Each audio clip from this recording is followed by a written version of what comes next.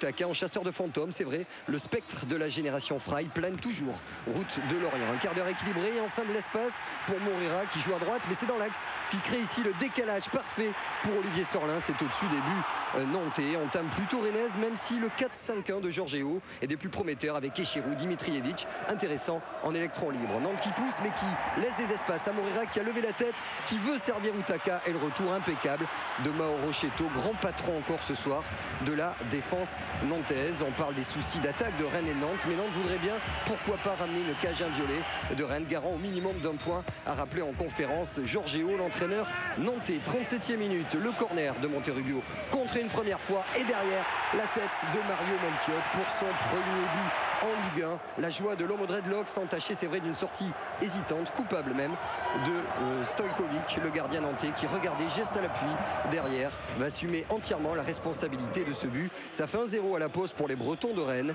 face aux voisins de Nantes qui pourtant ne déméritent pas dans le jeu. Et à défaut de rivaliser physiquement, c'est l'espace qui permet aux Nantais de bouger sa défense solide des Rennais avec Dimitrijevic qui a cherché Norbert, le centre de Cubillet et la tête de Claudio Echirou. C'était la première titularisation cette saison du jeune et talentueux roumain.